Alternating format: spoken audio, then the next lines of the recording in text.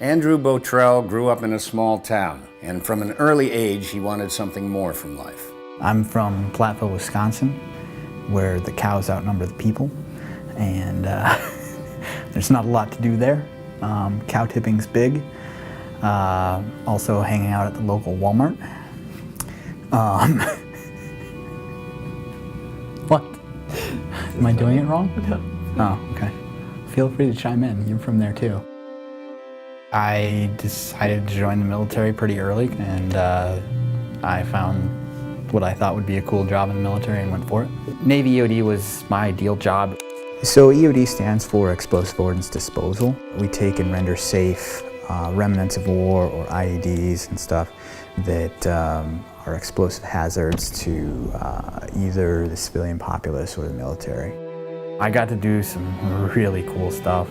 If I had to do it, if I had it to do all over again, I'd still go. I mean, if I could walk out of this room with my missing limbs, I'd go right back to it.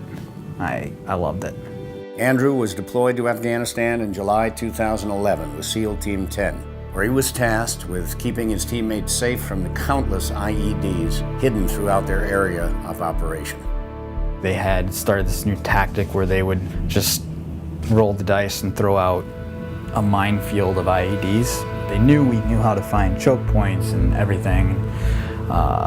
Basically, they did it in an area that there shouldn't have been anything and should have been clear and everything, but obviously there wasn't. There was something. So I found the IED the wrong way. Andrew woke up at Walter Reed National Military Medical Center. He had suffered extreme injuries, which led to the amputation of his left arm and both legs. I remember when they bring them from the ambulance. I don't know why, but my thought was that he looked a lot better than I was expecting. I was like somewhat relieved in a sense, and I think I was just relieved to actually see him. We were in the hospital, I think, for about 6 weeks, just living.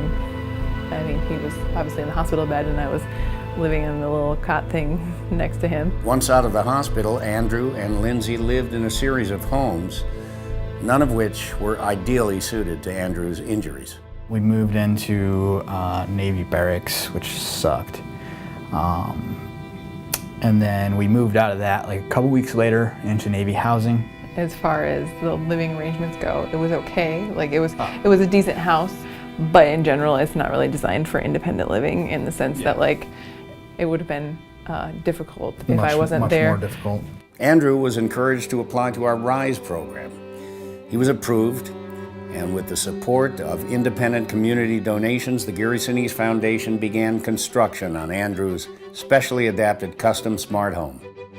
On December 12, 2017, the house was completed. We'd like to officially present you the tablet that controls your house. This literally has pretty much everything I need, plus and or want. Oh, wow. The kitchen has more accessibility for him. It's an intelligence test. The higher cabinets pull down. Well, that's convenient. In the bathroom, definitely having more space to maneuver, and then having his shower set up like perfectly for him to just sit right down in it, take off his legs and shower. It's a beautiful bathroom. But in the future, even transferring from a wheelchair to the bench would be possible. So it's set up for now and in the future. Yeah, this will be a very nice place to live for me. I can feel comfortable knowing that Andrew's fine here without me. Like, I don't have to be available because he has everything he needs here. I almost can be more independent because he can be more independent. There you go. Let me get you. It's a huge gift. I don't even know how to say how appreciative I am.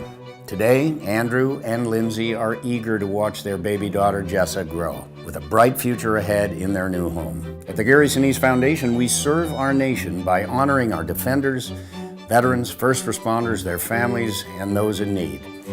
To learn more about the Gary Sinise Foundation and how you can support other veterans like Andrew Bottrell, visit GarySiniseFoundation.org.